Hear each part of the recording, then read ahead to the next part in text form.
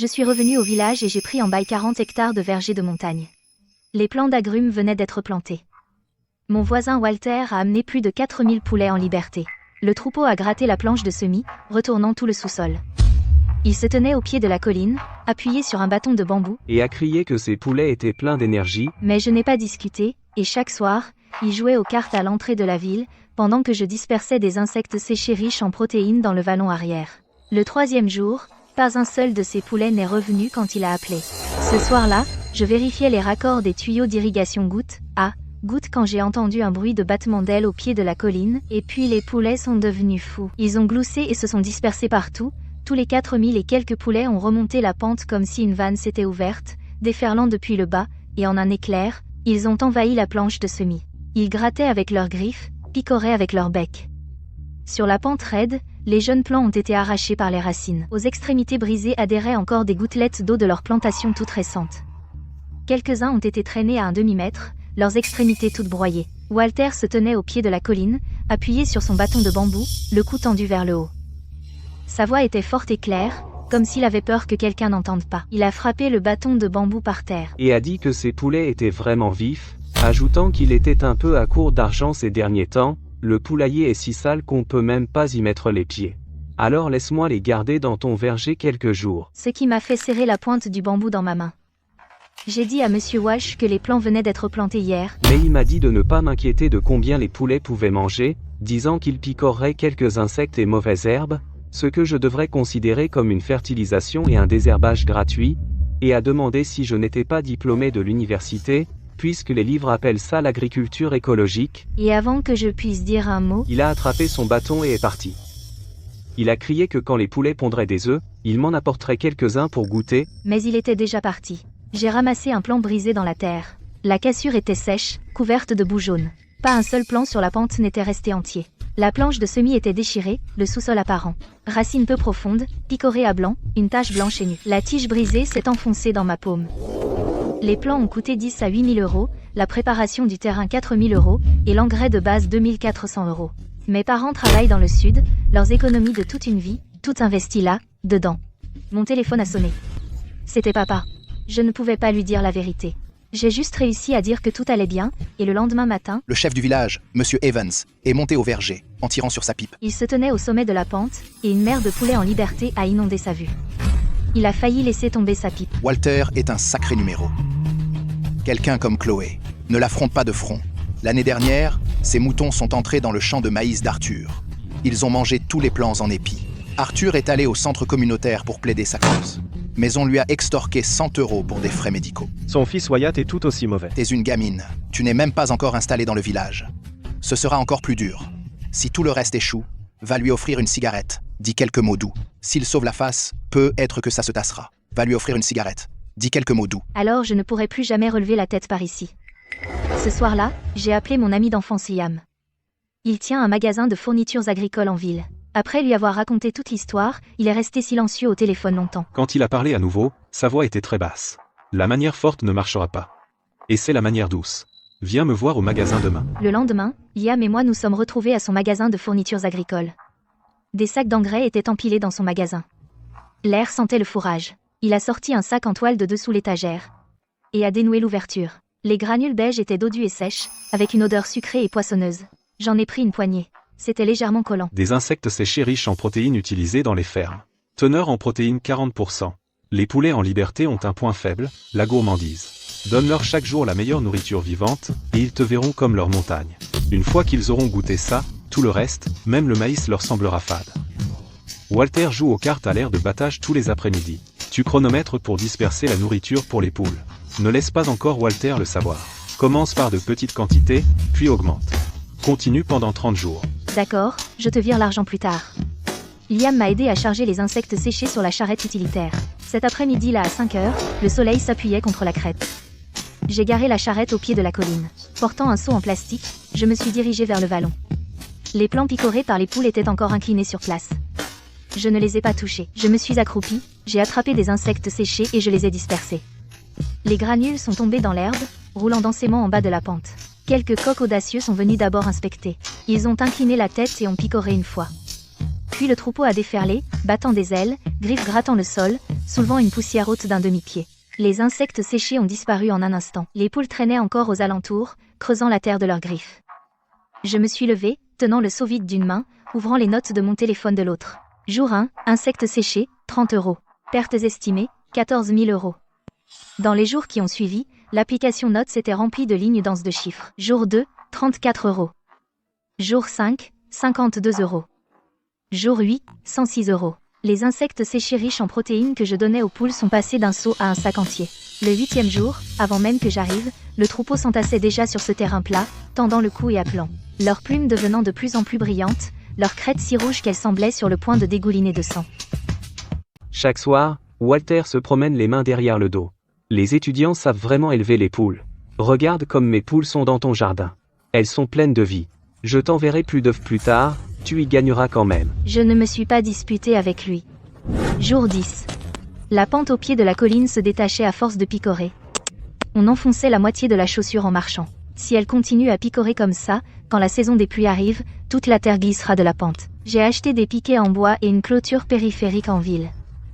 J'ai mis 3 jours à installer la clôture autour du verger. J'ai enroulé 3 couches de gaz autour de mes mains pour que les ampoules ne continuent pas à suinter. J'ai réussi à empêcher les poules d'entrer, mais le lendemain matin, un grand trou avait été déchiré dans la clôture. 5 piquets en bois avaient été arrachés. Les poules se faufilaient par l'ouverture.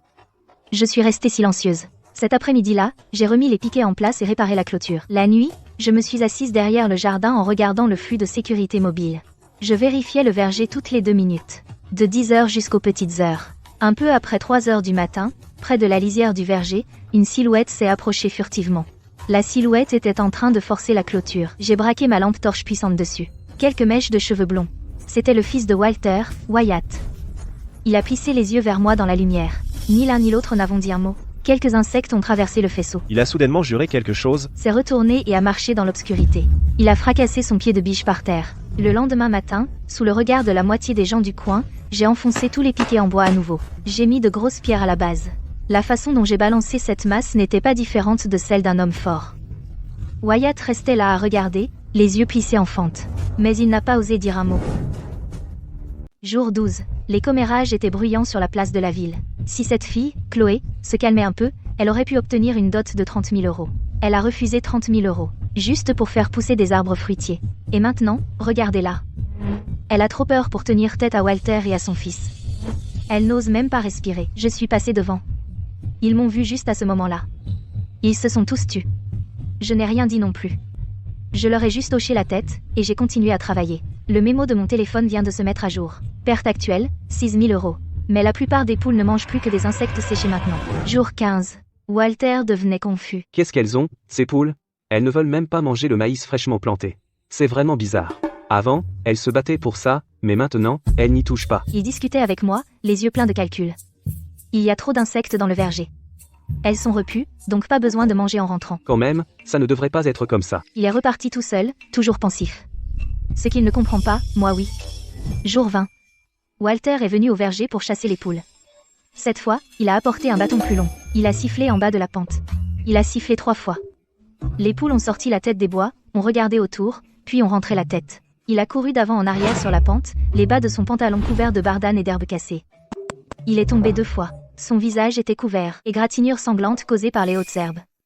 Des dizaines de poules ont survolé la tête de Walter, caquetant bruyamment, des plumes de poules partout.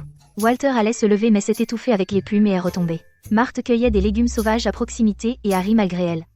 Walter, qu'est-ce qu'elles ont, tes poules? Pourquoi elles ne t'écoutent plus? Quelques gens du coin ont étouffé leur rire. Walter était rouge du visage au cou. Ses veines ont palpité 2 fois, 1 heure plus tard. La plupart des poules ont été chassées en bas de la colline. Quelques centaines se sont précipitées dans les buissons. Elles ont refusé de sortir, ne montrant que le bout de leur crête. Même les poules se révoltent. Les gens du coin ont retenu leur rire. Ils ont continué leur travail. Je me tenais dans la remise et regardais, jusqu'à ce qu'ils portent une perche en bambou, tout en jurant en descendant. Puis j'ai sorti mon téléphone de ma poche. Et j'ai écrit dans ma note, jour 20. Total des dépenses en insectes séchés, 1244 €. Jour 22. À l'aube. Walter se tenait à la porte de ma cour. Il a commencé à crier. Sale voleur de poules. Tu oses voler chez moi? Il avait la cinquantaine. Son visage était écarlate. Maintenant, Il ressemblait à un singe ridicule. Quelqu'un a ouvert une fenêtre et l'a appelé. Walter. Quoi? Tu ressuscites les morts si tôt? Quelle ordure a volé mes poules? 800 d'entre elles. 800. C'est une grosse perte.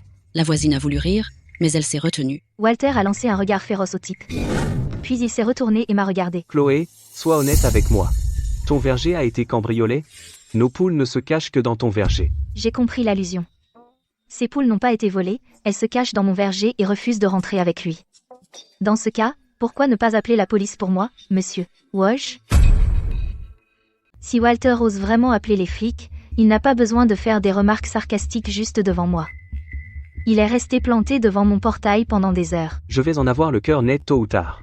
Je l'ai regardé s'éloigner. Et je suis resté à la porte avec un sourire. Dans quelques jours, ces poulets, de plus en plus, ne repartiront pas avec lui.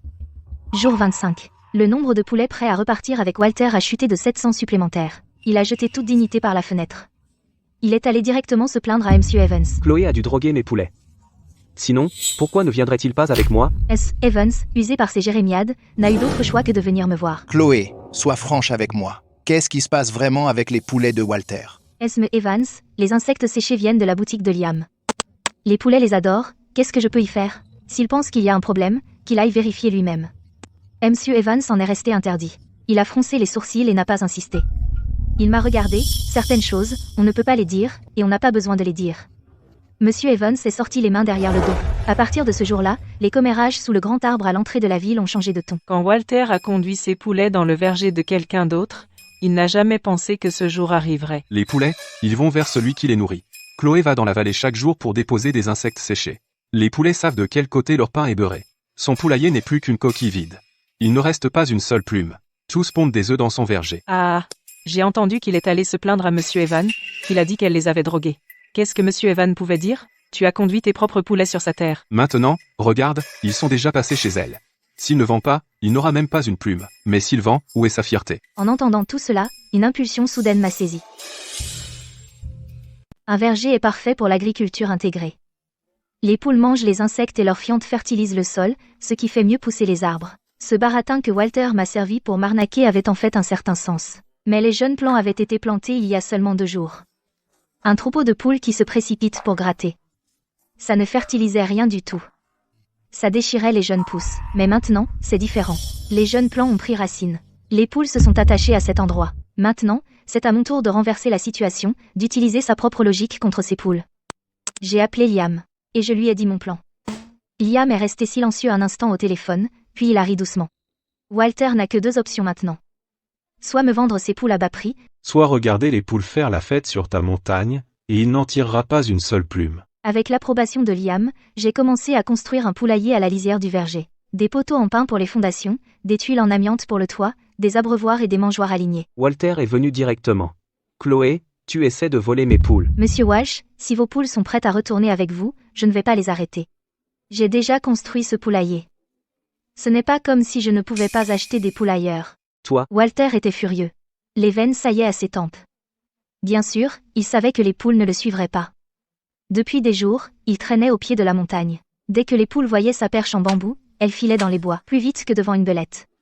Walter m'a lancé un regard furieux, puis il s'est retourné et a descendu la montagne. À mi-chemin, son pied a glissé. Il a presque fait une chute. Les jours suivants, Walter n'est pas venu me voir. Il n'est même pas venu chasser les poules. Jusqu'au 6e jour, il est venu frapper à ma porte. Chloé, puisque tu veux garder ces poules, je te les laisse. On est tous du même village, je te fais un rabais. Quoi, Monsieur Walsh, vous voulez les vendre à bas prix? Oui, pas cher. $30 la poule. Pour 4000, donne-moi $100 000. Je peux vous donner $20 000 au maximum. $20 000? Monsieur Walsh, vos poules ne mangent que mon grain maintenant. Vous avez soufflé dans votre sifflet jusqu'à ce qu'il casse, cassé votre canne en bambou, et vous êtes rentré avec le visage tout griffé. Votre poulailler est vide maintenant. En plus, ces poules, le prix du marché est au maximum $20 pièce. Espèce de serpent. Tu es trop avide. Monsieur Walsh, vos poules dans mon verger, je n'y perds rien. Elles mangent les nuisibles, aèrent la terre, fertilisent, ce qui m'économise des pesticides. Je ne suis pas pressé. J'ai vu Walter se préparer à cuisiner au bois. Walter est resté là, il a réfléchi longtemps. D'accord, $20 000. Je suis allé à la banque, j'ai retiré $20 000 en liquide, et je les ai posés sur la table. Et j'ai glissé le contrat sur la table. Il a compté l'argent 3 fois avant de signer, il a fourré le contrat et l'argent dans son sac en toile. Avant de partir, il m'a lancé un regard mauvais. J'ai vu Walter sur son téléphone, notant une autre note. Acheter 4000 poules en liberté, dépenses, $20 000. Perte du verger, environ 10 à 8 000 $. Valeur marchande des poules, environ $60 000. Frais d'insectes séchés, etc., environ $2 000. Bénéfice de cette étape, environ $20 000. Après avoir tapé le dernier mot, dehors, sous la fenêtre, 4000 poules étaient entassées sur le versant ombragé, se bousculant pour la nourriture. 4e jour à la tête du troupeau. Le téléphone a sonné. Chloé, quelque chose ne va pas. La voix de Liam était pressante et grave, le moulin à aliments en amont est en maintenance. Plus les fortes pluies récentes ont emporté le pont vers la montagne. Les insectes séchés hyperprotéinés sont épuisés. Mon stock ne te durera que 2 jours de plus. Au mieux, 1 semaine pour se réapprovisionner. Compris. J'ai observé les poules sur la colline. Elles tournaient autour de la mangeoire, elles ne savaient pas que dans 2 jours ces auges seraient vides. Une fois les insectes séchés épuisés, affamés, elles recommenceraient à gratter le sol, déterrant les jeunes pousses d'agrumes fraîchement germées. Ces plants ne pourraient pas supporter un autre coup. J'ai sauté sur le chariot utilitaire et je suis sorti de la ville. Au magasin d'aliments de la ville, les insectes séchés étaient en rupture de stock dans tout le département. Même les élevages de poules n'en avaient pas assez pour nourrir leurs propres bêtes. Les silos à grains avaient des tonnes de grains de maïs, en abondance et bon marché, mais inutiles. Ces poules ont été gâtées par les insectes séchés. Quand la batterie du chariot est passée dans le rouge, je suis passé par hasard devant une scierie abandonnée dans la ville voisine. Une moitié de la grille en fer était rouillée. Il y avait des montagnes d'écorce pourries empilées dans la cour. La sciure de bois avait fermenté, et l'odeur aigre m'a frappé de loin. J'ai freiné brusquement, le chariot a laissé une trace de freinage sur le chemin de terre. L'écorce pourrie au pied du mur se décomposait depuis des années. Elle était devenue brun foncé. Je l'ai repoussée du pied. En dessous, c'était humide et chaud.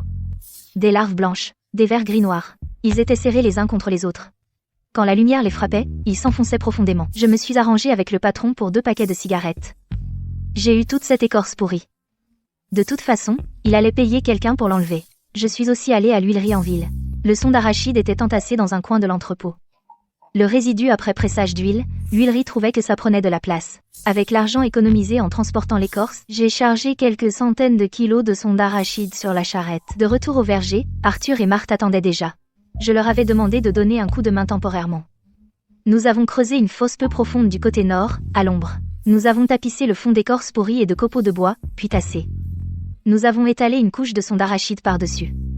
Les miettes jaunâtres tombaient sur l'écorce brun foncé, comme une couche de gros sel. J'ai versé 2 seaux d'eau de rinçage de riz par-dessus. L'eau a imbibé la couche inférieure. L'écorce a grésillé. J'ai aussi ramassé autour du verger quelques fruits pourris avec des trous d'insectes. Je les ai écrasés et jetés dedans. Arthur a pris une poignée d'herbe sèche et l'a étalée par-dessus. J'ai sorti le filet d'ombrage de la charrette. Nous deux, chacun à une extrémité, nous l'avons déployé et recouvert.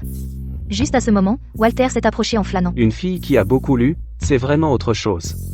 Et tu peux élever des poules avec un tas d'écorce pourrie. Il se tenait près de la fosse, les mains sur les hanches, comme s'il se parlait à lui-même. Mais il le disait clairement pour que nous l'entendions. Je parie que tes 4000 poules finiront mortes ou malades. Tu n'auras même pas le temps de pleurer. Arthur s'apprêtait à répliquer immédiatement, mais je lui ai fait un regard pour l'arrêter. Il a ravalé ses paroles. Marthe a aussi détourné le visage, trop paresseuse pour répondre. Aucun de nous ne lui a prêté attention. Walter a grogné et s'est éloigné. Après ça, il est passé se promener plusieurs jours de suite, espérant voir comment j'allais tuer les poules en les nourrissant. 3 jours plus tard, j'ai soulevé le filet d'ombrage devant lui. L'odeur aigre fermentée mêlée au son d'arachide et cet arôme sucré de vin a jailli. J'ai soulevé la couche supérieure d'herbes sèches et de feuilles, et les blanches larves s'étaient multipliées plusieurs fois. Chacune était bien dodue. Elles se tortillaient à travers l'écorce pourrie et les copeaux de bois. Les vers gris étaient tous entassés au fond, plus du double par rapport à la semaine dernière. J'ai ramassé une pelletée, moitié larve, moitié copeaux de bois, je l'ai portée dans un espace dégagé du verger, et je l'ai vidée d'un coup. L'essaim s'est dispersé instantanément, comme une poignée de graines de sésame noir renversées sur le sol. D'abord un coq a déboulé, puis un autre, puis tout un groupe, alors que des bruits d'ailes, de gloussements et de grattements venaient de partout, et le groupe a convergé vers la clairière comme une marée. Walter se tenait près de mon bac de fermentation, et je sentais tout le coteau bouger, son visage sombre, tandis qu'Arthur s'appuyait sur sa houe, regardant les poules s'agiter à ses pieds, en se léchant les babines. Eh bien, ces poules n'ont pas crevé de faim après tout. Elles ont l'air encore plus vives. Walter a grogné, se tournant et s'éloignant, tandis qu'Arthur, Marthe et moi continuions à nourrir les poules, les 4000 poules qui grattaient partout, après avoir mangé l'aliment fermenté, se sont mises à somnoler sous les arbres, les yeux mi-clos. Leurs crêtes étaient rouges vifs et leurs yeux brillaient, et quand quelqu'un passait, elle levait la tête, puis remettait la tête sous l'aile. 5 jours plus tard, Liam m'a apporté de nouveaux insectes séchés riches en protéines, et en voyant ces poules luisantes, il n'a pas pu s'empêcher d'attraper un filet pour en attraper une, la soulevant et la pesant dans sa main, en disant « Ces poules sont solides, et quand la ferme avicole de la ville achète une tonne, tu sais combien coûte l'aliment hyperprotéiné ? Je sais. Tu as rapporté de l'écorce pourrie avec seulement 2 paquets de cigarettes, ajouté quelques seaux d'eau de rinçage du riz, et fabriqué quelque chose de bien meilleur que le leur. Tu n'auras plus besoin de m'emprunter de l'argent pour l'aliment. » Alors que le pick-up s'éloignait, je suis rentré et j'ai ouvert le livre de comptes, et sur une nouvelle page, j'ai écrit « Mise au point d'une méthode de ferme de fermentation d'insectes vivants.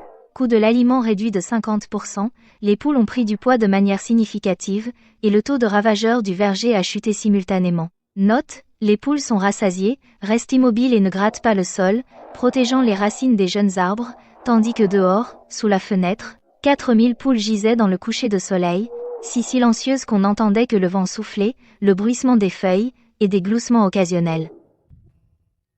Matin du 9e jour. J'ai trouvé la vanne bouchée. Pendant ma ronde, j'ai remarqué que la pression du goutte était anormale, j'ai suivi le tuyau en aval. Je me suis arrêté au puits de vanne principal au pied de la colline. Quelqu'un a forcé le couvercle du regard. Des éclats de ciment frais autour du bord. Je me suis accroupi pour vérifier. Le ciment et le gravier ont obstrué la vanne et l'ont bloquée solidement, déjà à sec. Ils savaient où se trouvait la vanne, et ils savaient comment la bloquer. Ils ont utilisé du ciment humide prémélangé. Quelqu'un qui savait ce qu'il faisait a fait ça. Je me suis levée. Je n'ai pas agi comme une débutante qui se plaint ou jure. J'ai appelé Liam. Cette même nuit, une pompe diesel et des centaines de mètres de tuyaux industriels allaient jusqu'au ruisseau dans le ravin. Nous avons contourné la vanne obstruée et pompé l'eau depuis plus en aval. Dans la conduite principale du goutte. Problème d'eau résolu. J'ai acheté à l'épicerie du village 2 bouteilles d'alcool et une cartouche de cigarettes. Arthur m'avait beaucoup aidé, mais depuis mon retour au village, c'était ma première visite officielle chez lui. Arthur, tu as construit le poulailler et creusé l'étang tout gratuitement. J'ai posé l'alcool et les cigarettes sur la table. Aujourd'hui, je suis venu pour discuter de quelque chose de sérieux. Mon verger s'est développé. Ramasser les œufs, nettoyer les poulaillers, mélanger la nourriture, vérifier les tuyaux, je ne peux pas tout gérer toute seule. J'aimerais que toi et Madame Cheng m'aidiez. Le salaire est de 30 € par jour, payé en liquide. Déjeuner inclus. Arthur n'a pas bougé. Et je veux aussi te demander de sonder sur qui d'autre au village est fiable et bon au travail. Tu pourrais te renseigner pour moi ? Je l'ai regardé. Arthur a remis sa pipe dans sa bouche. La braise a brillé une fois dans le crépuscule. Il m'a regardé. Long silence. Chloé, tu ne me demandes pas d'être un ouvrier. Tu veux que je marche sur les pieds de Walter encore une fois. Je vais rassembler quelques personnes pour toi demain matin. Le lendemain matin, Arthur avait amené 4 personnes avec lui. Marthe ouvrait la marche. Derrière eux venaient Georges, Thomas, Arthur et Ben. Arthur glissa sa pipe dans sa ceinture. Chloé, je t'ai amené tout le monde que tu voulais. J'ai préparé des fiches de paie à l'avance. J'en ai donné une à chacun. La paie journalière est de 30 € en espèces. Le déjeuner est fourni. En espèces. Sur quelle pente on commence ? Et voilà, le verger s'est animé. Arthur était chargé de mélanger la nourriture et de vérifier les tuyaux. Marthe dirigeait l'équipe pour ramasser les œufs et nettoyer les poulaillers. Le premier jour, Marthe a fait la cuisine. Ragoût copieux. 2 petits pains par personne. 3 jours plus tard, les commérages sous le grand arbre à l'entrée de la ville ont changé. Arthur est au verger de Chloé. 30 € par jour, en espèces. Le déjeuner est fourni. Ragoût copieux à volonté. Le soir du 7e jour, ils ont terminé le travail. Arthur était assis sous le grand arbre à l'entrée de la ville. Quelques anciens se sont rassemblés pour écouter. Ces poules, comparées à quand Walter les avait, ont au moins grossi d'une taille. Chloé sait bien mélanger la nourriture. Alimentation vivante fermentée. Les poules en mangent, grossissent et ne tombent pas malades. Et Walter, il jeta un coup d'œil sur la route de la ville. Il n'y avait pas la moindre émotion dans ses yeux. La porte de la cour de Walter était solidement fermée. Les mauvaises herbes avaient poussé dans les fissures de la pierre. Il est chez lui à boire seul. Son poulailler est propre maintenant. Il ne reste pas une seule plume. Cette porte était étrangement silencieuse dans le crépuscule. Une fenêtre du premier étage s'est entr'ouverte, puis elle s'est refermée. Arthur a raison. Walter est trop silencieux ces derniers temps. Depuis qu'on a commencé à payer des salaires fixes au verger, il n'a même pas montré le bout de son nez. Sa porte reste fermée toute la journée. Parfois, une fente dans la fenêtre du premier étage, mais je sais qu'il observe. Wyatt, depuis cette fois où il a essayé de couper la clôture périphérique, et je l'ai attrapé avec ma lampe torche, il ne sort plus non plus la nuit. Ce silence ne signifie pas qu'il abandonne. C'est qu'il prépare son prochain coup. Je suis allé en ville chercher du fourrage. Sur place, je suis passé au chenil en bordure de ville, et j'ai pris 2 bergers allemands noirs. Puis je suis passé chez Liam et j'ai pris 4 caméras infrarouges solaires. De retour au verger, Arthur était accroupi sous le hangar à grains, en train d'aiguiser un couteau.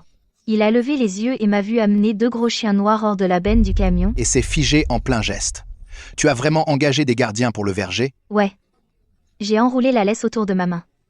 Si Wyatt ose s'introduire de nuit, ces deux-là le poursuivront jusqu'à ce qu'il soit nu. Arthur a fixé les chiens un instant, puis m'a aidé à enfoncer 2 gros piquets en fer de chaque côté de la grille d'entrée. Nous avons enchaîné les chiens au piquet. Les 2 chiens se sont couchés, le menton posé sur leurs pattes, les oreilles tournées vers le verger. Puis j'ai porté une échelle, et j'ai installé les 4 caméras en haut des arbres aux 4 coins du verger. Les caméras tournées vers l'extérieur, vision nocturne infrarouge, et le flux relié à mon téléphone. Après avoir vérifié la qualité de l'image, j'ai changé d'écran et ajouté une nouvelle note dans mon mémo, acheté 2 bergers allemands noirs, 4 caméras infrarouges solaires. Dépense, 840 €. Note, mise à niveau du système de défense. Dehors, il faisait complètement noir. Les 2 bergers allemands étaient couchés près de la grille d'entrée, leurs oreilles tournant lentement dans l'obscurité.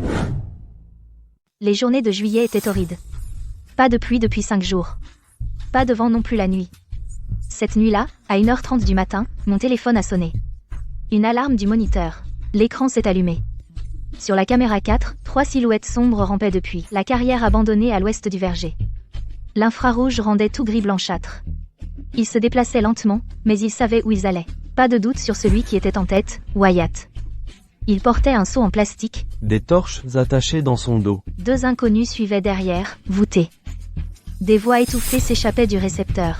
Wyatt va vraiment le faire, une fois l'essence versée, et que le vent se lève, toute la montagne s'embrase. Ferme ta gueule. À cause de cette salope, mon père ne peut plus lever la tête dans le village. N'est-ce pas elle qui a utilisé des insectes séchés pour voler nos poules? Aujourd'hui, je vais transformer toute cette montagne en une montagne morte. Verse. Wyatt a déversé l'essence dans mon verger. Il a allumé son briquet. Il a enflammé la torche.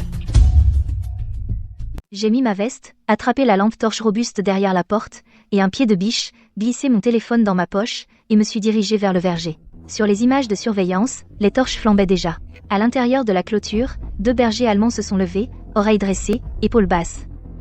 Un grognement sourd grondait au fond de leur gorge. Wyatt a rapproché la torche de l'essence, puis s'est arrêté brusquement. Et a levé les yeux vers l'obscurité. Il a entendu un grognement. C'est quoi ce bruit? Rien, hein? Le second grognement était plus grave. 2 bergers allemands ont surgi silencieusement du verger. Des chiens. Les 2 bergers allemands ont chargé au milieu des 3 hommes, en ont plaqué un, et ont poursuivi et renversé un autre. Wyatt a reculé de 3 pas, a heurté un baril en plastique, et a roulé dans l'essence. La torche est tombée à côté. Il s'est ressaisi. Il s'est dépêché d'éteindre le feu, craignant de se brûler. J'ai poussé la porte, Allumé la lampe torche, et le faisceau l'a épinglé en plein visage. Les 2 autres voyous ont déguerpi frénétiquement dans l'obscurité vers la carrière. Wyatt a essayé de fuir aussi, mais un berger allemand a attrapé son pantalon. Il a perdu l'équilibre et s'est effondré sur la pente herbeuse. J'ai repoussé la torche du pied, et elle n'a pas pris feu dans l'herbe humide. Je me suis approché, et j'ai poussé le baril d'essence dans le fossé. Wyatt, tu as apporté de l'essence dans mon verger en pleine nuit, pour voir combien d'années tu prendrais pour incendie criminel? Les gyrophares illuminaient la moitié du village. Quand Richard Evans est arrivé en courant, encore en manteau, Wyatt était déjà poussé dans la voiture de police. Le seau en plastique et le paquet de bandes de tissu ont été mis sous scellé. Là, sous les lumières clignotantes, tôt le lendemain matin, quelqu'un tambourinait à la porte de la cour. Ça s'est arrêté après quelques coups, puis un bruit sourd. Quelqu'un s'est laissé tomber sur le pas de la porte. Walter s'est assis sur le seuil. Son visage était rouge. Il empestait l'alcool de la veille. Chloé, je t'en supplie.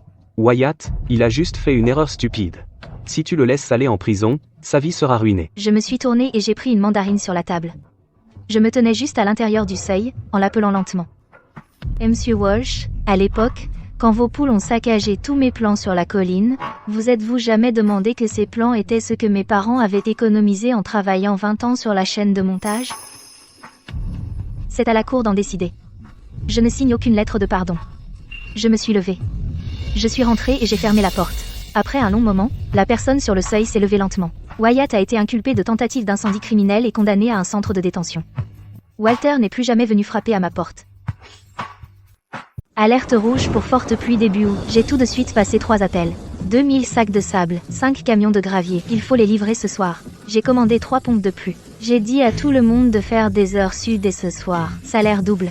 Les vergers de montagne ne supportent ni la sécheresse ni les inondations. Quand une crue éclair arrive, Si l'eau n'a nulle part où aller, elle emportera les plants. En soirée, plus d'une douzaine de personnes m'aidaient. Arthur a emmené 4 gars au verger. Ils ont nettoyé les principaux fossés de drainage à l'est et à l'ouest. Ils ont mis du gravier au fond, utilisé des sacs de sable pour renforcer les pentes, et les ont approfondis de 1 demi-mètre à 1,20 m. Marthe et une équipe père-fille ont conduit 4000 poulets dans le poulailler renforcé sur le terrain le plus élevé. Nous avons installé 2 couches de filets brise-vent. Nous avons aplati le toit et y avons soudé des câbles en acier. J'ai enfilé mon imperméable et vérifié les fossés de drainage toutes les demi-heures. Quand la pluie tombait le plus fort aux petites heures, une section du fossé ouest a commencé à s'effondrer, la terre glissait des parois. L'eau boueuse a débordé par-dessus les bords. Elle a coulé vers les plants. Arthur, trébuchant dans la boue, a dévalé la pente. Il a jeté un coup d'œil, s'est retourné et a plongé dans l'eau boueuse jusqu'à la taille, retenant le mur qui s'effondrait avec son épaule. Thomas a sauté aussi. Ben a sauté. Les femmes ont transporté des sacs de sable et les ont passés le long de la pente, de main en main. Personne n'a reculé. Un éclair a déchiré le ciel. Sur le talus au pied de la montagne se tenait une silhouette en imperméable en lambeaux. Le poulailler de Walter avait déjà disparu. Il se tenait là, simplement, attendant que mon verger se noie aussi.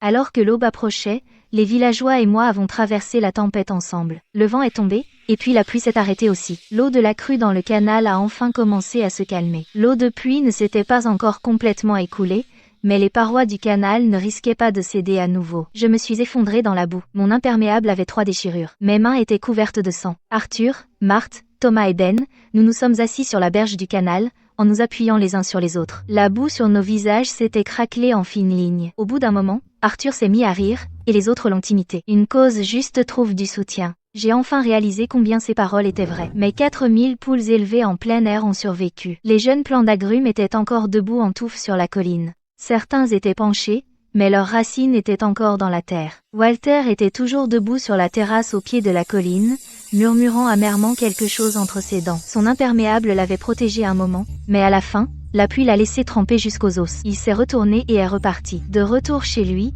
il y avait des tas de poules mortes qui attendaient d'être éliminées. 3 jours après le désastre. J'ai payé tous les salaires, et j'ai donné à chacun une petite prime en espèces. J'ai sorti 50 caisses d'œufs de plein air de la chambre froide. J'ai cueilli quelques centaines de kilos d'oranges primeurs. J'ai chargé un chariot plein et les conduit au centre communautaire. Richard Evans comptait la liste des sinistrés. Il a vu ce qu'il y avait dans le chariot et a arrêté d'écrire. Chloé, qu'est-ce que c'est? Un don. Pour les personnes âgées et les familles dans le besoin qui ont été durement touchées. Il m'a regardé. Et il n'a pas refusé. Ce soir-là, sous le grand arbre à l'entrée de la ville, plusieurs rangées de personnes étaient assises pour se rafraîchir. Arthur fumait la pipe et racontait son saut dans l'eau boueuse pendant la tempête. Thomas a enchaîné. Sans le verger de la patronne Chloé, nous aurions été emportés, c'est vrai. Notre ville s'en est le mieux sortie cette fois. Ce sont juste ces 40 hectares. Quelques coups d'éventail et plus personne ne l'appelait plus comme ça. Au lieu de « cette fille », Chloé, ils l'appelaient tous patronne Chloé. De l'autre côté du pied de la montagne, le portail de la cour de Walter était encore fermé. Moins de 2 semaines après le typhon, la chaleur est revenue. Le soleil brillait du matin au soir. De la vapeur s'élevait du sol sur les pentes. Lors de mes tournées, j'ai remarqué quelque chose d'anormal. Plusieurs jeunes agrumes du côté sud avaient des feuilles qui s'enroulaient et jaunissaient. Je les ai retournés, et il y avait une couche dense de tétraniques rouille et de pucerons. Ensuite, j'ai creusé la terre autour des racines et j'ai trouvé plusieurs vers gris blanchâtres qui rongeaient les fins poils racinaires. Le typhon a apporté plus que de la pluie. Des œufs apportés par le vent des champs voisins ont rencontré ce temps chaud et humide et ont éclos à toute vitesse. Arthur s'est accroupi à côté de moi, retournant une feuille, écrasant quelques tétraniques avec ses doigts. Son front se plissa en un profond froncement de sourcils. Attaque en 3 volets. Tétranique, puceron, vert gris. Chloé, ça ne peut pas attendre. À l'époque, quand la ville cultivait des arbres fruitiers et faisait face à ça, ils traitaient ça avec du diméthote, ils arrosaient de dichlorvo et réglaient ça en 2 jours. Je ne pouvais pas pulvériser. En pensant aux 4000 poules dans le verger et aux alevins que je venais de mettre dans le réservoir, alors je me suis levée, enlevant les feuilles mâchées des branches. Si je pulvérise, ça va se déverser dans le ruisseau. Les insectes meurent, mais les poissons meurent aussi. Ensuite, mes oranges seront étiquetées toxiques pour toujours. Arthur a cessé d'essayer de me convaincre. Il savait ce que je voulais dire. Cet après-midi-là, quand je suis sortie de la ville sur mon chariot utilitaire, j'ai vu Walter avec une nouvelle tenue, assis sur son balcon du premier étage avec une assiette de graines de tournesol. Et un vieux télescope installé à côté de lui. Cette fille s'est-elle rendue idiote à force de lire? Elle ne peut même pas s'offrir des pesticides. Attends voir, ces jeunes arbres sur la pente seront bientôt du petit bois. Sa voix était juste assez forte pour parvenir à mes oreilles. Je ne me suis pas arrêtée, et ce soir-là, quand je suis rentrée, je suis restée éveillée à lire des documents et j'ai envoyé un email à un professeur de la faculté d'agriculture de l'université. Tôt le lendemain matin, j'ai conduit le chariot utilitaire en ville. Pas au magasin de pesticides. Le soir suivant, je suis rentrée de la ville avec ma charrette, pas de pesticides dans la charrette, juste quelques grandes boîtes en carton empilées. Sur le dessus, des bottes d'herbe à semis avec racines. Arthur a soulevé le couvercle d'une boîte, il est resté figé 3 bonnes secondes. La boîte grouillait de petits insectes, des acariens prédateurs, de la taille d'une tête d'épingle, se tortillant dans le son de blé aux côtés de coccinelles asiatiques. La moitié de la boîte était des larves, filant rapidement sur les séparations en carton. Pas de pulvérisation, juste lâcher des insectes. Lâcher des insectes. J'ai soulevé les boîtes de la charrette. Les acariens prédateurs mangent les tétraniques, un acarien peut en tuer plus d'une douzaine par jour. Les coccinelles mangent les pucerons. Je me suis accroupie et j'ai défait les bottes d'herbe. Agératum et luzerne, racines encore enveloppées de terre humide. Des mauvaises herbes? Agératum, son odeur repousse plusieurs nuisibles. La luzerne attire les ennemis naturels des vers gris, carabes et ichneumon. On ne tue pas les insectes, on invite leurs ennemis. Il m'a regardé, puis a donné les plans à Marthe. Arthur a creusé des trous, Marthe a enterré les racines, Thomas a porté l'eau de la citerne, et a bien arrosé chaque plante. Après avoir planté la dernière, le ciel était devenu sombre. Pour les vers gris les plus coriaces, j'avais une autre astuce. On a installé un grand pot dans la cuisine, versé un demi-pot de baies de margousier et de piment séché, on a rempli d'eau et fait bouillir.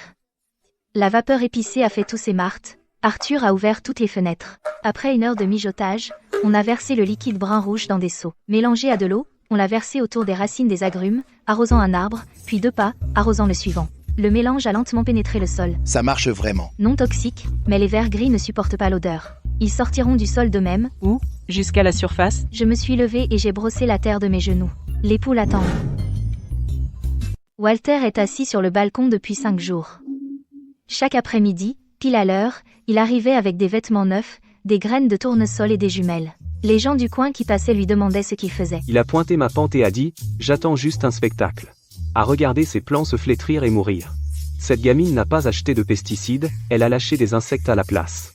Comme si les insectes allaient vraiment marcher, un rat de bibliothèque, elle a perdu la tête. Le soir du 5e jour, il était encore assis là. Le matin du 6e jour, j'ai inspecté le verger jusqu'au versant sud. J'ai retourné une feuille qui avait été la plus recroquevillée et sèche avant. Le dessous était complètement propre. Quelques coquilles d'œufs de tétraniques flétries subsistaient. Les acariens prédateurs étaient autour des coquilles d'œufs, qui rampaient paresseusement. Les tétraniques? Partis. J'ai retourné quelques autres feuilles. Les pucerons? Aussi disparus. Les coccinelles bourdonnaient paresseusement parmi les branches.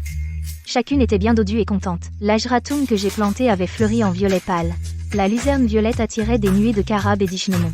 Ils s'enfouissaient près des racines, ils pourchassaient les larves de vers gris jusqu'à ce qu'elles n'aient plus de cachette. De temps en temps, une poule en liberté sortait en courant dessous les arbres, grattant le sol meuble, et picorait un gros ver gris. La poule a rejeté la tête en arrière et l'a avalée d'un coup. Toutes les feuilles recroquevillées et jaunissantes s'étaient déployées, et redevenaient vertes. Arthur me suivait, accueillit une feuille, l'a touchée, et n'a rien dit. Quand nous avons terminé pour la journée, je me suis tenue sur la colline et j'ai jeté un coup d'œil vers la maison de Walter de l'autre côté. Il était encore sur le balcon, ses jumelles juste baissées, serrées dans ses mains. Puis il s'est retourné brusquement, a claqué les jumelles sur la table. Le bruit des pieds de chaise raclant le carrelage était strident même à travers une demi-montagne. Il est entré en trombe. La porte du balcon a été claquée. Je suis rentrée et j'ai ouvert l'application Notes sur mon téléphone. J'ai commencé une nouvelle entrée, lutte biologique contre les ravageurs. Dépenses, 300 €. Tétranique, éliminé. Pucerons, éliminé. Vers gris, anéanti par les ennemis naturels. Un système de verger écologique très résilient. Après avoir tapé le dernier mot, dehors, les jeunes plants d'oranger sur la montagne bruissaient dans la brise du soir. Ce système avait pris racine dans ces montagnes. Les acariens mangent les insectes. Les poules mangent les vers gris. Le fumier fertilise les arbres nourrissent tout le monde, plus besoin d'acheter quoi que ce soit à personne. Juste après l'invasion d'insectes, la sécheresse est arrivée. Puis tout s'est asséché à nouveau fin août. Pas une seule goutte de pluie pendant plus de 20 jours d'affilée. Le ruisseau dans le ravin est passé d'un flot à un filet, et d'un filet à une simple tache humide dans les rochers. Le tuyau d'irrigation goutte à goutte est passé de l'aspersion aux gouttes à goutte. J'ai vérifié le réservoir. Le niveau d'eau baissait d'un cran chaque jour. La mousse au fond a blanchi gris-blanc. Les poules ne se battent plus pour la nourriture. Même quand je verse des insectes vivants fermentés dans l'auge, elles picorent quelquefois puis se retirent à l'ombre. Les nouvelles pousses d'agrumes tombent. Les feuilles s'enroulent en tubes serrés. Le thermomètre est accroché au cadre de la fenêtre, la ligne rouge approchant 102 degrés. Arthur est accroupi sur la pente fissurée. La moitié du maïs de Monsieur Lee, de l'autre côté de la colline, a flétri à cause de la sécheresse. Ce ravin maintenant ne coule que 2 heures par jour, et l'eau n'atteint même pas notre étang avant que la carrière en amont ne la prenne. J'ai appelé la station d'approvisionnement en eau de la ville. Ils ont dit que c'est une opération de secours contre la sécheresse à grande échelle et que le quota d'eau agricole a été épuisé. Mes 40 hectares de collines sont trop grands. Je dois me débrouiller toute seule. Après avoir raccroché, je me suis tenue près du réservoir. L'eau restante au fond n'est qu'une fine couche, le sol sous mes pieds craque quand je marche. Le réservoir ne tiendrait pas jusqu'au week-end. Cet après-midi, je réglais la pompe à eau près de la piscine. J'ai entendu des pas derrière moi. Plus d'une personne. Walter se tenait à l'autre bout de la piscine. À côté de lui se tenait un homme d'âge moyen avec une mallette en cuir, des lunettes à monture dorée, un léger ventre. La façon dont il regardait le verger, comme s'il évaluait un morceau de viande, Chloé. Voici M. Brooks. Il gère les achats de Monopole en ville. La voix de Walter était forte et claire, c'est un vrai philanthrope. J'ai entendu dire que notre village a été frappé par la sécheresse, alors il est là pour aider.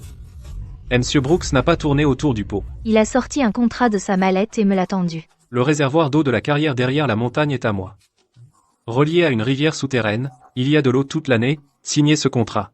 Et je fournirai de l'eau à votre verger tous les jours, jusqu'à la récolte d'automne. J'ai feuilleté 2 pages. Puis j'ai refermé la 3e page. Les oranges se vendent à 1 euro au marché, et vous les prenez toutes pour 24 centimes. Vous achetez des poulets en liberté au prix de poulets en cage, à 3 euros pièce. C'est ça que vous appelez de l'aide? Chloé, en ce moment, c'est le seul qui peut te trouver de l'eau. Si tu dis non, d'ici une semaine, tous tes jeunes arbres sur la montagne vont sécher et dépérir. Tes poulets en liberté mourront de soif et de maladie. D'ici là, même si tu vas mendier, tout ce que tu as ici ne vaudra pas un centime. 3 jours, dans 3 jours, même si vous me suppliez, le prix baissera encore de 20%. Il s'est retourné et a marché vers le pied de la montagne. Walter l'a suivi de quelques pas et a jeté un coup d'œil en arrière vers moi. Il a souri, son message était clair. Ton eau est entre mes mains. Voyons combien de temps tu vas tenir. Je suis restée debout au bord du réservoir, regardant le reflet de la montagne dans l'eau, restant silencieuse. Signe ce contrat. Orange à 36 centimes le kilo, tout compris. Poulet élevé en plein air à 4 euros pièce. Les oranges sont à 1 euro le kilo sur le marché. Les poulets sont à plus de 20 euros, il les revend simplement. Il les gonfle plusieurs fois. Je peux même pas couvrir mes frais. Tous ces mois de dur travail. De la première pelletée d'insectes séchés, au bassin de fermentation, au fossé de drainage, aux 4000 poulets, tout ça, juste pour lui gratuitement. Si je signe pas, l'eau tiendra pas jusqu'au week-end. J'ai pris les cailloux dans ma main, et je les ai jetés un par un dans le bassin. Le niveau d'eau n'arrêtait pas de baisser. Le soir, Arthur était accroupi sur le flanc de la colline, une pipe serrée entre ses dents, la braise au bout vacillait dans le crépuscule. Devant lui s'étendait la pente pâle et sèche. Chloé, j'ai quelque chose à te dire. Quant à cette étendue de colline, ne te fie pas aux arbres et à l'herbe en surface. En dessous, c'est tout du roc. Le village a déjà foré quelques puits. Creuse environ 10 mètres, tu trouves de l'eau. Mais c'est pas de la vraie eau. Elle suinte des fissures dans la roche. Un peu de pompage et elle disparaît en 3 à 5 jours. Si tu veux que tes 40 hectares aient assez d'eau, tu devrais forer à travers cette couche de granit. Seul un appareil lourd qui atteint 200 mètres de profondeur peut le percer. L'ensemble coûte plus de 10 000 euros. Et il te faudrait une équipe de prospection professionnelle. Personne ne prendrait ce risque. Je me tenais à côté de lui. Sans un mot, j'ai ouvert discrètement l'application Notes sur mon téléphone. Je l'ai parcouru. J'ai moins de 10 000 euros de fonds de roulement. Forer un puits d'eau profonde. Un appareil de forage lourd. Pompe de puits profond et tuyaux de dérivation, il me manque au moins 6 000 euros. J'ai éteint l'écran. J'ai composé le numéro de Liam. Liam, tu peux me prêter 6 000 euros? Aide-moi à contacter l'équipe de forage en ville. J'ai besoin d'une équipe qui puisse forer 200 mètres à travers la couche de granit. Ce genre d'engin lourd. Chloé, tu sais ce que ça signifie de forer dans le granit? Un pari. Et si on fore 200 mètres et qu'on ne trouve rien, ou pas assez? Cet argent serait tout simplement enterré dans le sol. J'ai entendu parler de Monsieur Brooks. On pourrait juste gagner moins cette année. On pourrait ravaler notre fierté, traverser cette épreuve, et on trouvera une solution. Pas question. Si je ravale ma fierté aujourd'hui, tout le monde dans ce village va me marcher dessus à partir de maintenant. Monsieur Brooks nous propose un prix trop bas à cause de la sécheresse. Demain, il trouvera une autre excuse. Si je cède ma bouée de sauvetage, ce verger ne sera jamais vraiment à moi. Qu'est-ce que tu veux faire? Un appareil de forage lourd, 200 mètres. Forer à travers la couche de granit sous nos pieds. Je dois prendre le contrôle de ma propre bouée de sauvetage. Liam n'a pas dit un mot de plus. Je l'ai entendu allumer une cigarette. L'argent arrivera sur ton compte demain matin, et l'équipe de forage? Je vais tirer quelques ficelles ce soir. On partira dans les montagnes demain soir. L'argent est arrivé tôt le lendemain matin. Liam a transféré 6 000 €. Il a ajouté que la foreuse était déjà prévue. Cette nuit-là, dès que j'ai posé mon téléphone, Arthur et Marthe se tenaient déjà à la porte de la cour. Ils sont venus d'eux-mêmes. Derrière eux se trouvaient Thomas, Ben et Sam avec sa femme. Pas un seul ouvrier du verger ne manquait. Chloé a entendu dire que M. Brooks profitait de la sécheresse pour brader les prix. Walter s'est allié à des étrangers pour nous intimider, nous les villageois. On ne peut pas avaler cette insulte. Pour les prochains jours, on travaillera gratuitement. Quoi que vous disiez, on le fera. D'accord, quoi que vous disiez. Je ne les ai pas ménagés. Creuser les bassins sur le versant nord. On pompe l'eau souterraine profonde, mais elle ne peut pas être utilisée directement. Je me souviens clairement de mes notes de cours. Cette eau est glaciale toute l'année. Si elle va directement dans le système de gouttes, les racines des agrumes subiront des dégâts de gel, et les poules en plein air auront la diarrhée. Il faut construire des bassins en étage entre le puits et le verger, couche par couche, un niveau après l'autre, pour que l'eau se réchauffe et s'évapore au soleil. Ensuite, laissez les plantes la filtrer. Alors seulement elle peut entrer dans les tuyaux de gouttes. J'ai étalé le plan sur un rocher. La zone rocheuse au pied du versant nord, 3 bassins bordés de pierres à des hauteurs décalées. Arthur a jeté un coup d'œil, a attrapé sa pelle et est parti. Sous le soleil, le bruit des pelles retournant la terre résonnait du matin au soir. Arthur a creusé le fond des bassins. Thomas, Arthur et Ben ont déplacé des pierres pour construire les murs. Sam et sa femme poussaient des brouettes pour transporter du gravier grossier du ruisseau. J'ai posé la première couche de gravier grossier dans les bassins, comme base, des roches minérales au milieu, et du charbon de bois saupoudré dessus. Marthe a conduit quelques femmes à apporter des quenouilles et des balisiers. Elles les ont plantées en touffe le long des bords des bassins. Racines enfouies dans la boue humide, feuilles pendantes sous le soleil brûlant. Après les avoir arrosées, elles se sont peu à peu redressées. Quand les 3 bassins furent terminés, le crépuscule était tombé. L'entrée la plus haute reliée au puits, la sortie la plus basse au tuyau principal de goutte. L'eau devait cascader niveau par niveau, chauffer, purifier et exposer au soleil dans les bassins. Quand elle ressortait, elle n'était plus glaciale. L'eau de la roche était prête. Crépuscule. Au loin, un moteur sourd gronde sur la route de montagne sinueuse. Une lourde foreuse sur chenille tracte une longue structure. Elle prend le dernier virage. Des phares faibles traversent le crépuscule. J'ai demandé à Liam d'organiser l'entrée de nuit. En évitant la route du village, nous montons directement depuis le pied de la montagne. En restant loin de la fenêtre de Walter, la foreuse s'arrête. L'opérateur saute à terre, c'est un vieux foreur, environ 50 ans, son visage est strié de taches de graisse. Il s'accroupit à l'endroit du forage, tape le sol du pied, et lève les yeux vers les collines environnantes. C'est du granit en dessous, 200 mètres pas peu profond. Tu peux le faire ? Je peux, mais rien ne garantit l'eau. Si on tombe sur du rocher mort à mi-chemin, tout ça ne servira à rien. Toujours partant ? Fais-le. Le trépan mord le sol. Toute la foreuse sur chenille tremble. Un grondement profond se répand dans la vallée. Arthur met la pipe à sa bouche, mais ne l'allume pas, les yeux fixés sur le trou. Marthe se tient près du puits, se frottant les mains. Sam écarte la brouette. Les tiges de forage de 30 mètres s'emboîtent les unes après les autres. Seule la poussière de roche grise sort. À 50 mètres, la poussière devient plus fine, comme de la chaux broyée. Le vent la soulève. Arthur s'accroupit et en prend une pincée. Il fronce les sourcils. 100 mètres. Le grondement de la foreuse baisse d'un ton, mordant le granit. L'opérateur surveille le manomètre. Une goutte de sueur glisse dessous sa casquette. Je me tiens près de la foreuse, les 2 mains couvertes de boue. De la terre séchée s'est incrustée sous mes ongles. La poussière grise s'accumule en un petit monticule. Pas une seule goutte. Arthur retire la pipe éteinte de sa bouche et la tient dans sa paume. La foreuse continue de mordre. 120 mètres. L'opérateur tire sur la visière de sa casquette, sans nous regarder. Le 3e jour, le soleil se lève comme d'habitude. Près de la moitié des nouvelles pousses d'agrumes sont complètement tombantes. Les feuilles s'enroulent en tubes fins. Elles passent du vert au jaune flétri. Les poules se blottissent à l'ombre des arbres. Leurs cris sont faibles. Le réservoir s'assèche. Monsieur Brooks et Walter arrivent à l'heure. Monsieur Brooks jette un coup d'œil vers la colline à plusieurs reprises. Après avoir examiné les jeunes plants flétris, il se tourne vers moi. Les 3 jours sont écoulés. J'ai entendu dire que vous ferez un puits dans le granit, rêvez. Le contrat ne peut désormais être signé qu'à 20% du prix du marché. Signez-le, et j'appelle le camion-citerne tout de suite. Je ne les regarde même pas. Je me dirige directement vers la foreuse. Ça donne quoi ? Le granit est trop dur. Il faut passer à un trépan diamanté. Même avec la mise à niveau, rien ne garantit qu'on trouvera de l'eau. Si on tombe sur de la roche stérile, on ne récupérera pas un centime. On continue à forer ? Signez maintenant.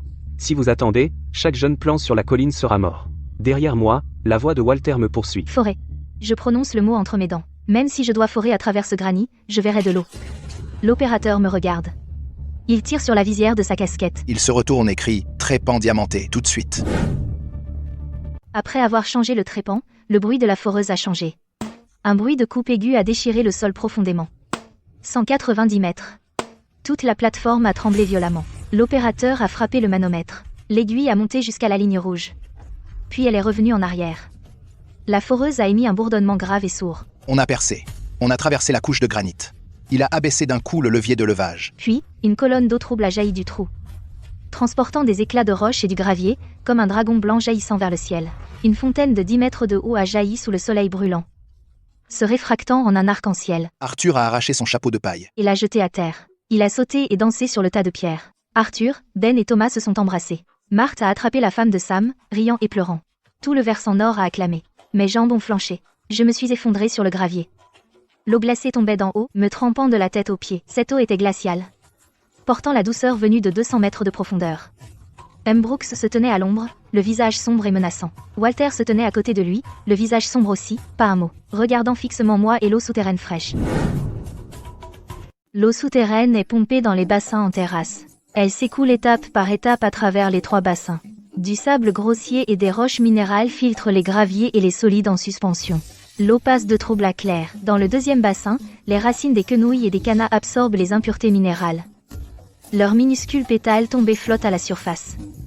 Le 3e bassin a cuit au soleil toute la journée. L'eau de surface est chaude au toucher. L'eau souterraine à 10 degrés se réchauffe jusqu'à environ 20. Plus glacée, je m'accroupis près de la sortie du 3e bassin et je recueille une poignée d'eau. Elle n'est pas froide, mais tiède, avec l'odeur du soleil. J'ouvre la vanne principale d'irrigation goutte à goutte et l'eau s'écoule dans les tuyaux jusqu'à la colline.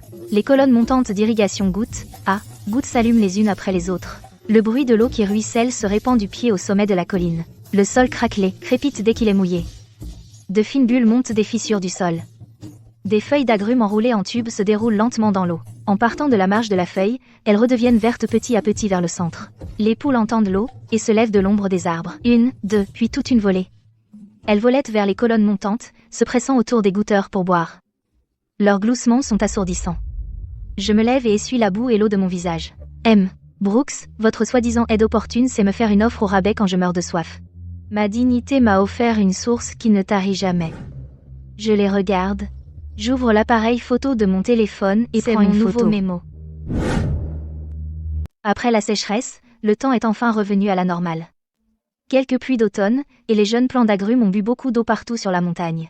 Les nouvelles pousses sortaient les unes après les autres, couvrant toute la colline de verre frais. J'ai planté un cercle d'épines et de pyracantha autour du verger. Les buissons d'épines poussent vite, le pyracantha est dense, formant une haie naturelle. Les poules y ont donné quelques coups de bec, les ont trouvés piquants, et se sont contentées de vagabonder dans le verger. J'ai aussi jeté des alevins de carpes herbivores et de carassins dans le réservoir du ruisseau de montagne. Les poissons mangent les restes de fumier de poule et les fruits tombés, et ce qu'ils excrètent est décomposé par les microbes, se transformant en plancton qui nourrit à nouveau les poissons.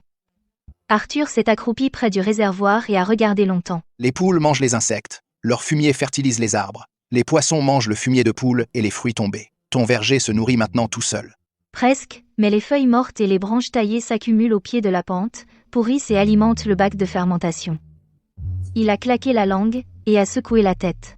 Liam est venu jeter un coup d'œil une fois, s'est tenu sur le flanc de la colline et a regardé autour. Il a embrassé du regard la montagne pleine de jeunes plants d'agrumes, les poules sous les arbres, les poissons dans le réservoir, et les fleurs d'agérate violettes qui fleurissaient entre les rangées. Chloé, tu sais comment on appelle ça? Ce n'est pas de l'agroforesterie, c'est un cycle culture-élevage. Ça rapporte bien plus que de simplement planter des arbres fruitiers. J'ai regardé la montagne verdoyante et n'ai rien dit, repensant à la première fois où je l'ai louée, ces jeunes plants abîmés, racines cassées, fichés dans un sol sec et jaune, racines pointant vers le ciel sur toute la pente, pas un seul intact. À l'époque, je me suis accroupie dans la terre, j'ai ramassé un plant cassé, et j'ai dit seulement 3 mots à mon père. Ça va, et maintenant, ça va toujours. Cette montagne a retrouvé la vie. En automne, le premier fruit est apparu. La première récolte d'agrumes à maturation tardive a été coupée des branches. La peau était d'un orange rouge vif et brillant. J'en ai pelé un. La chair était sucrée et fondait en bouche. Arthur s'est tenu sous l'arbre et a cassé un fruit en 2. Après avoir mangé, il a sucé ses doigts. Ces oranges, c'est du vrai. On ramasse 8 ou 900 œufs de poule en plein air par jour. Les coquilles sont épaisses. On en casse un dans un bol. Le blanc est épais et onctueux. Le jaune est d'un rouge vif. Ces œufs sont incroyables. Autour de la fête des moissons, j'ai créé un compte de courtes vidéos appelé le verger écho de Chloé. La première vidéo montrait un groupe de poules en plein air, qui grattaient le sol sous les arbres d'agrumes. 2 bergers allemands noirs patrouillaient sur le flanc de la colline. La deuxième vidéo montrait des agrumes fraîchement cueillis de l'arbre, avec les queues et les feuilles encore attachées. Je me suis filmé en train de le peler pendant 30 secondes entières. J'ai zoomé en HD. On voyait la brume d'huile s'échapper de la peau. La troisième vidéo, on cassait un œuf. Le jaune orange rouge est tombé dans le bol, rond et rebondi. Le blanc était si épais qu'il s'étirait en fils. La légende n'était qu'une phrase. Sans pesticides, en plein air dans le verger, emballés dans des boîtes à œufs en mousse anti-choc, expédiés dans des cartons respirants. Les commandes affluaient comme des flocons de neige. Les citadins soucieux de leur santé voyaient le blanc d'œuf filant et le jaune orange rouge, et sans hésitation, ont commandé directement. Le premier lot s'est vendu en 3 jours. Le prix de détail était 30% plus élevé que le prix au distributeur. Arthur s'est accroupi dans le hangar d'emballage, pliant des cartons. En pliant, il a éclaté de rire. Ce truc se vend bien plus vite qu'au marché. Le 5e jour des ventes, les gens ont commencé à demander des remboursements. 1 ou 2, puis une série de remboursements. Toutes les raisons étaient étrangement les mêmes. Ils ont dit avoir vu des commentaires disant que c'était dangereux. J'ai ouvert la section des commentaires de la vidéo. Des dizaines de commentaires méchants s'alignaient en haut. Pulvérisés de pesticides, n'achetez pas ce mûri avec des hormones, ils sont mauvais pour vous. Cette Chloé, je ne sais pas qui. Je suis de sa ville. Cette femme ne pense qu'à l'argent, elle est complètement impitoyable. Le sol et l'eau dans les montagnes sont ruinés par les pesticides. Tous ces comptes sont nouvellement enregistrés, pas d'avatar, pas de publication, juste un nom, une longue chaîne de chiffres comme identifiant. Mais les commentaires arrivaient les uns après les autres et les likes étaient étrangement élevés. Quelqu'un organisait ça en coulisses. Marthe se tenait dans le hangar d'expédition, Fixant la table couverte de formulaires de retour et boîtes en carton ouvertes, ses yeux sont devenus rouges. elle s'est essuyé les yeux avec sa manche. Chloé, nos produits sont propres et honnêtes, et ils ont été ruinés par leur langue venimeuse. Qu'est-ce qu'on fait maintenant? J'ai défilé jusqu'à ces commentaires méchants, et je les ai relus. Puis je n'ai pas pu m'empêcher de sourire en coin. Marthe, va chercher Arthur et les autres. J'ai posé mon téléphone. Pas d'expédition aujourd'hui. Lance un direct. Lancer un direct et riposter? Pas pour riposter. Mais pour que la vérité les gifle en pleine face. J'ai installé mon téléphone sur le trépied devant le poulailler. J'ouvre le live, sans filtre. Je pointe la caméra droit sur le réservoir du ruisseau de montagne. Vous verrez par vous-même la source d'irrigation du verger. Des carpes herbivores et des carassins vivants du ruisseau. Ils remuent la queue sous l'eau. Je baisse la caméra. Les poules en plein air picorent sous les agrumes. Je m'approche d'un arbre. Je cueille un fruit jaune vif. Je l'ouvre avec les mains. Une fine brume d'huile d'agrumes gicle. Les quartiers sont dodus et translucides. Je croque une grosse bouchée, peau comprise. Le jus coule au coin de ma bouche. S'il y avait des pesticides nocifs, les carpes ne survivraient pas dans ce ruisseau. Si les agrumes étaient mûris artificiellement, je n'oserais pas les manger avec la peau. Les commentaires commencent à affluer. Je me dirige vers le poulailler. Je ramasse 4 fraîchement pondus dans le nid de paille. Arthur me tend un bol en verre. Je les casse sur place. Les jaunes orange rouge reposent bien dodus au fond. Les blancs sont épais. Ils s'étirent en long fils quand je les soulève avec des baguettes. Des poules traitées aux hormones ne pondent pas comme ça. Les spectateurs du live passent de centaines à des dizaines de milliers. Le chat s'emballe. Ceux qui ont annulé le regrettent maintenant. Ils me supplient de donner le lien. Ce sont de vrais œufs de plein air. Je leur ai dit que le stock d'aujourd'hui est limité, premier arrivé, premier servi. En moins de 2 heures, tout le stock du jour s'est vendu. J'ai gagné 100 000 nouveaux abonnés. 3 jours après le live, un camion frigorifique est entré dans le village. Richard Evans a conduit Amy, au bord du verger. C'était le plus gros grossiste en produits agricoles de la ville, spécialisé dans les chaînes d'approvisionnement vertes haut de gamme. Il est entré directement dans le verger, a attrapé une poule, l'a pesée dans sa main, a vérifié les griffes et les pointes, puis a regardé l'auge et l'abreuvoir. Patronne Chloé, je prends ce lot. Dès qu'il a dit ça, une voiturette tout sautante est arrivée de la route du village. Walter la pédalait, la benne chargée de dizaines de poulets maladifs et maigres. Leur crête était pâle et molle. Il a garé la voiturette en travers devant le camion frigorifique, souriant jusqu'aux oreilles. Monsieur Lee, ce sont des poulets élevés en plein air, bio, nourris au gras. Monsieur Lee a baissé les yeux vers les poulets entassés dans la cage. Il a un peu froncé les sourcils. J'ai demandé à Arthur de pousser une cage en bambou. Dedans, les poulets en plein air avaient des plumes brillantes, des crêtes rouges et des corps robustes. Le regard de Monsieur Lee s'est déplacé de la voiturette de Walter à ma cage en bambou. Il a attrapé négligemment un poulet dans la cage en bambou, l'a pesé, a vérifié ses griffes et la couleur de sa crête, l'a remis et en a attrapé un autre. Il les a tous examinés, puis s'est tourné vers Walter. Gardez vos poulets pour vous. Le visage de Walter s'est figé. Patron Lee s'est tourné vers moi. Il s'est essuyé les mains. Devant tout le village qui regardait, à voix haute. Patronne Chloé, votre livraison. Je prends tous les œufs, les oranges et le poisson de l'étang. J'ajoute 20% au prix de gros. Signons le contrat maintenant. Il a sorti le contrat de sa mallette. Accroupi près de la table basse devant le poulailler, il a griffonné quelques lignes, il l'a poussé vers moi, et j'ai signé. Puis il a sorti une liasse de billets de sa mallette. Il me l'a claqué dans la paume. C'est la compte. Walter a poussé son chariot utilitaire cabossé. Debout au bord de la foule, dans la benne, des dizaines de poulets malades entassés dans des cages. Personne n'a même jeté un coup d'œil quand il a fait demi-tour et est reparti avec son chariot. Les roues ont rebondi 2 fois sur le chemin de terre. Sa silhouette est devenue de plus en plus petite. Lors du règlement de fin d'année, j'ai tourné à la dernière page du mémo, 0 €. Revenu moins coût, j'ai tracé une ligne en dessous, bénéfice net, 42 000 €. Je me suis assise au bureau en fixant ce chiffre pendant longtemps, puis j'ai changé d'application et composé le numéro de papa. Le téléphone a sonné. Je lui ai parlé du bénéfice de cette année. Il y a eu un long silence à l'autre bout du fil. Bien joué. La voix de maman est intervenue de côté. Un peu étranglé. Tes efforts dans la montagne ce semestre n'ont pas été vains. J'ai raccroché. J'ai ouvert le grand livre à une nouvelle page, et j'ai écrit sur la première ligne. L'année prochaine, ajouter des abeilles et des chèvres noires, planter en intercalaire des plantes médicinales et du fourrage, et construire un système de verger écologique de montagne. Après le début du printemps, Walter a eu des idées.